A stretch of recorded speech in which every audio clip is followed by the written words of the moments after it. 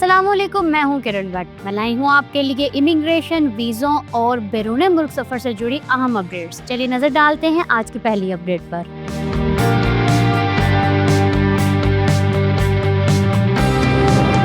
سعودی عرب میں کام کرنے کے خواہش مند پاکستانیوں کے لیے سنہری موقع ہے۔ سعودی شہر دمام میں پاکستانیوں کے لیے مینوفیکچرنگ لیبر نوکریوں کا اعلان کیا گیا ہے۔ کمپنی کی جانب سے دی گئی تفصیلات کے مطابق منتخب امیدواروں کو ماہانہ 1000 سعودی ریال تنخواہ دی جائے گی۔ اس کے ساتھ مفت رہائش، کھانا، طبی سہولتیں، ہیلتھ انشورنس اور ٹرانسپورٹ مہیا کی جائے گی۔ ایک طرفہ فضائی ٹکٹ بھی اوجر کی جانب سے فراہم کیا جائے گا۔ درخواستیں اوورسیز امپلائمنٹ پروموٹرز کے ذریعے جمع کرائی جا سکتی ہیں۔ درخواست دینے کی آخری تاریخ 10 جنوری 2026 ہے۔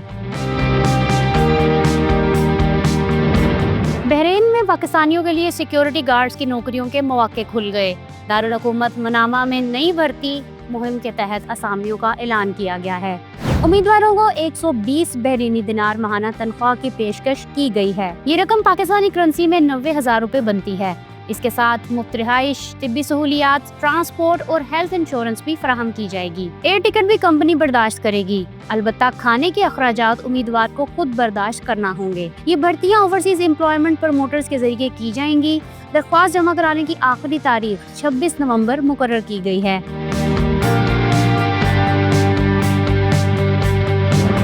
ایک ہفتے میں 800 سے زائد تارکین وطن چھوٹی کشتیوں کے ذریعے یونان پہنچ گئے۔ تارکین وطن کو کوسٹ گارڈز نے تمام افراد کو ریسیپشن سینٹرز میں منتقل کر دیا۔ یہ سینٹرز پہلے سے ہی گنجائش سے زیادہ بھرے ہوئے ہیں اور غیر صحت مند حالات کا شکار ہیں۔ زیادہ تر تارکین وطن مشرقی لیبیا کے شہر تبرک سے ماہی گیر کشتیوں میں نکلے تھے۔ اس سال اب تک 12,000 سے زائد افراد یونانی جزیرے کریٹ پہنچ چکے ہیں۔ بڑھتے دباؤ کے باعث ریڈ کراس نے بھی اپنی خدمات واپس لینے کا اعلان کر دیا ہے۔ اس کے بعد سینٹرز میں صورتحال مزید سنگین ہو سکتی ہے۔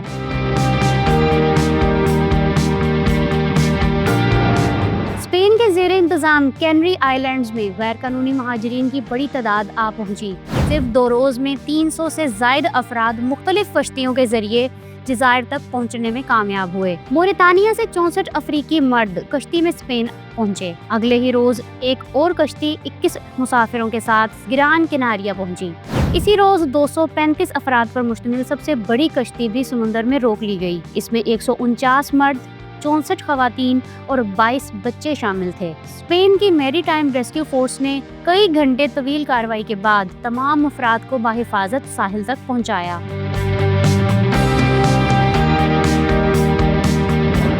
ٹرمپ انتظامیہ نے ڈائیورسٹی ویزا پروگرام یعنی گرین کارڈ لاٹری کے لیے اپلائی کرنے والوں کے لیے $1 فیس مقرر کر دی۔ 16 اکتوبر 2025 سے گرین کارڈ لاٹری میں اندراج کرنے والے ہر شخص کو $1 فیس دینا ہوگی۔ یہ پہلا موقع ہے کہ صرف درخواست جمع کرانے پر بھی فیس لی جا رہی ہے۔ اس سے پہلے فیس صرف ان خوش نصیب افراد سے لی جاتی تھی جنہیں ویزے کے لیے منتخب کیا جاتا تھا۔ یہ $330 فیس اب بھی برقرار رہے گی۔ نئی فیس واپس نہیں کی جائے گی، چاہے امیدوار کامیاب ہو یا نہ ہو۔ گرین کارڈ لاٹری ایک امریکی پروگرام ہے جس کے تحت ہر سال 50,000 افراد کو قراردادی کے ذریعے مستقل رہائش یعنی گرین کارڈ دیا جاتا ہے۔ یہ موقع ان ممالک کے شہریوں کو ملتا ہے جہاں سے امریکہ میں امیگریشن کی شرح کم ہے۔ ہر سال تقریباً 2.5 کروڑ لوگ درخواست دیتے ہیں، جبکہ صرف 55,000 افراد کو ویزے ملتے ہیں۔ آسٹریلیا نے ورک ویزا سب کلاس 482 کے لیے انگریزی زبان کے اصول آسان کر دیے ہیں۔ اب 3 نئے ٹیسٹ بھی قبول ہوں گے، جن میں سیلپپ جرنل، لینگویج سرٹ ایکڈیمک اور مشگن انگلش ٹیسٹ شامل ہیں۔ اس سے پہلے صرف آئٹس، PTE، ٹوفل، OIT اور کیمبرج ٹیسٹ ہی مانے جاتے تھے۔ ان ٹیسٹوں کے لیے کم از کم سکور بھی مقرر کیے گئے ہیں۔ مشگن انگلش ٹیسٹ اور لینگویج سرٹ کے لیے بھی الگ الگ کم از کم سکورز طے کیے گئے ہیں۔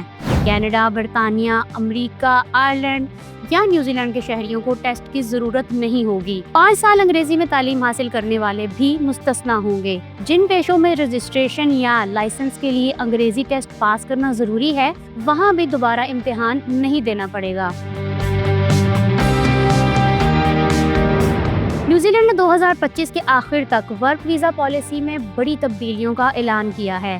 ये बैरून मुल्क मुलाजमत के ख्वाहिशमंद और मुकामी एम्प्लॉयर्स को मुतासिर करेगी। एक्रेडिटेड एम्प्लॉयर वर्क वीजे के तहत 30 सितंबर से नया जॉब चेक फॉर्म मुतारिफ होगा। इसमें इदारे के हुजम, मुकामी मुलाजमीन की तादाद और भर्ती की ज़रूरत जैसी तफसीलात लाजमी देना होंगी।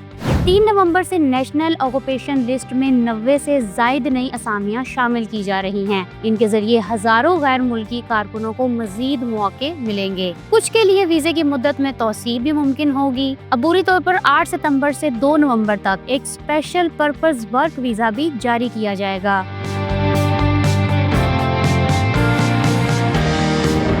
दुबई, अबूधाबी और शारजा की एयरलाइंस ने पासपोर्ट की चेकिंग सख्त कर दी है। अब सिर्फ वीज़ा की मियाद या दुरुस्तगी काफ़ी नहीं, बल्कि पासपोर्ट का बेहतरीन हालत में होना भी ज़रूरी है। मामूली सा नुकसान जैसे कोने का फट जाना, पानी या कॉफ़ी का दाग, सफ़ात ढीले होना या चिप पर खराश आना भी बोर्डिंग से इनकार का सबब बन सकता है। किसी मुसाफिर को इमिग्रेशन हुकाम नुकसानज़दा पासपोर्ट की बुनियाद पर दाखिले से रोक दें तो जुर्माने और वापसी के अखराजात कंपनी को अदा करने पड़ते हैं।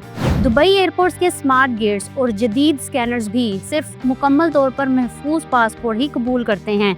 मामूली खराबी पर सिस्टम अलार्म बजा देता है, जिससे मुसाफिर मजीद कड़ी जांच में फंस जाते हैं।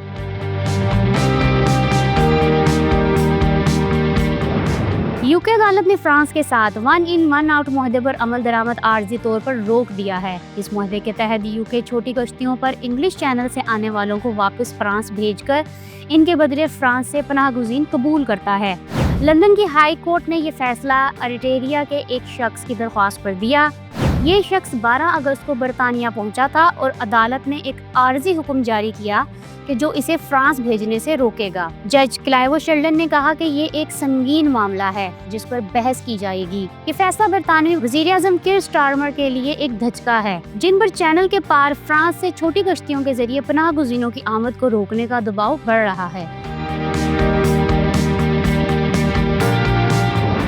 बेहतर मुस्तकबिल के लिए यूरोप का गैर कानूनी सफर मौत की मंजिल तक ले गया। लीबिया के करीब पनाहगुज़ीनों की कश्ती में आग लगने से 50 सूडानी बाशिंदे जिंदगी की बाजी हार गए।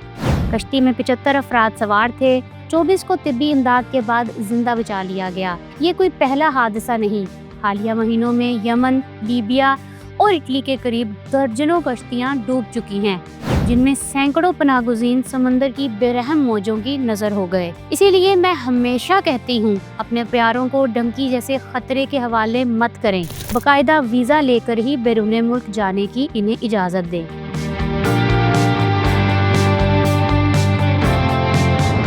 चीन की मुमताज़ पेकिंग यूनिवर्सिटी ने 2 साला मास्टर्स प्रोग्राम के लिए मुकम्मल फंडेड स्कॉलरशिप का ऐलान किया है।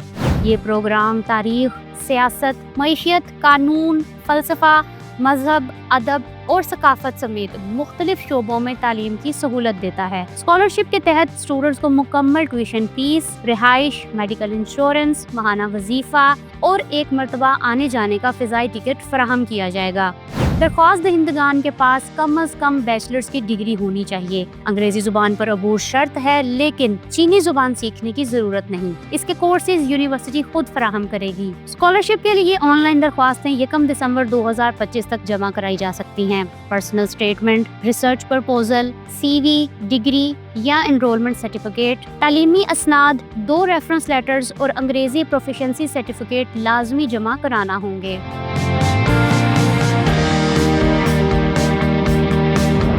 सऊदी अरब में गैर कानूनी तौर पर मुकीम अफराद के खिलाफ क्रैकडाउन जारी है। एक हफ्ते के दौरान 11,000 से ज़ायद अफराद को मुल्क बदर कर दिया गया। इस दौरान 21,339 गैर कानूनी मुकीम अफराद को गिरफ्तार किया गया।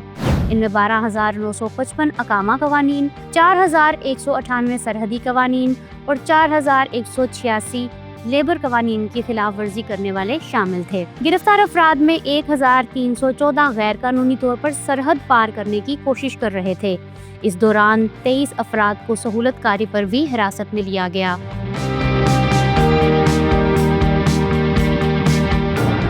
कुवैत में गैर कानूनी तौर पर मुकीम गैर मुल्कियों के खिलाफ क्रैकडाउन मजीद सख्त कर दिया गया है। सिक्योरिटी हुकाम ने बड़ी कार्रवाई करते हुए 273 अफराद को गिरफ्तार कर लिया। 202 अफराद मजदूरी कवानीन की संगीन खिलाफ वर्जियों में मुलव्विस पाए गए। 29 अफराद के अकामे मुद्दत पूरी कर चुके थे। 55 ایسے مفرور بھی دھر لیے گئے جو اپنے کفیلوں کو چھوڑ کر غائب ہو گئے تھے۔ 4 افراد سنگین مجرمانہ مقدمات میں مطلوب نکلے، 4 عدالتی وارنٹ کے تحت گرفتار کیے گئے، 2 بھیک مانگنے پر پکڑے گئے، حتیٰ کہ ایک شخص کے پاس کوئی شناختی دستاویز بھی موجود نہیں تھی۔ یورپی یونین میں غیر قانونی طور پر داخل ہونے والے تارکین وطن کی تعداد میں واضح کمی آئی ہے۔ رواں سال کے پہلے 8 ماہ میں یہ کمی 21% رہی۔ مجموعی طور پر 1,12,000 کے قریب افراد یورپ پہنچے۔ سب سے زیادہ کشتیاں لیبیا سے چل کر اٹلی پہنچتی ہیں۔ اگرچہ غیر قانونی آمد کم ہوئی ہے، لیکن سمندر میں ہلاکتوں کا سلسلہ بدستور جاری ہے۔ اقوام متحدہ کے مطابق اس سال اب تک 1100 سے زائد افراد اپنی جان سے ہاتھ دھو بیٹھے ہیں۔ غیر قانونی طور پر زیادہ تر آنے والوں کا تعلق بنگلہ دیش، مصر اور افغانستان سے ہے۔ اٹلی میں غیر قانونی مہاجرین کی آمد اور سمندر میں ہلاکتوں کی تعداد میں نمایاں کمی آئی ہے۔ اٹلی کی وزیر اعظم میلونی نے کہا کہ مہاجرین کی سمگلنگ دنیا کا ایک بڑا مجرمانہ کاروبار ہے جو جدید دور کی غلامی ہے۔ اس کے باعث صرف 2024 میں 9,000 سے زائد افراد اپنی جان سے گئے۔ انہوں نے کہا کہ اٹلی ہر ممکن طریقے سے اس کاروبار کو ختم کرنے کے لیے پرعزم ہے۔ میلونی کا کہنا تھا کہ یہ صرف سرحدی مسئلہ نہیں بلکہ ایک منظم جنگ ہے جسے ہمت، تعاون اور نئے حل کے ذریعے ہی جیتا جا سکتا ہے۔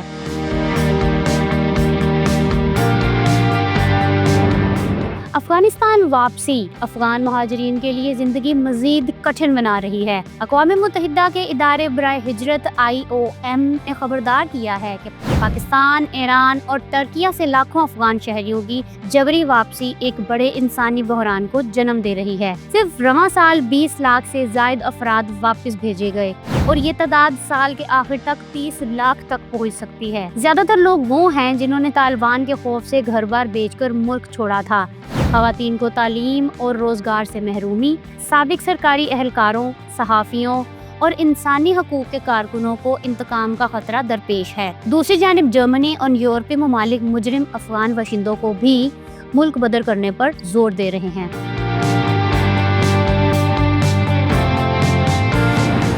دنیا کا امیر ترین شخص برطانیہ میں نسل پرستی کی آگ بھڑکانے لگا۔ ایلون مسک نے لندن میں تارکین وطن افراد کے خلاف احتجاجی ریلی میں انتہا پسندانہ خطاب کیا۔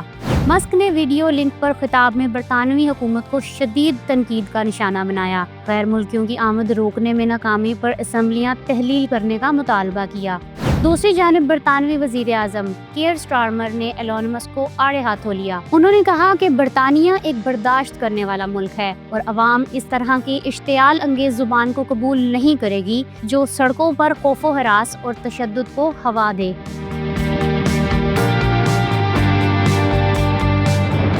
نیپال میں حالیہ پرتشدد مظاہروں کے باعث سیاحت کا شعبہ بری طرح متاثر ہوا ہے۔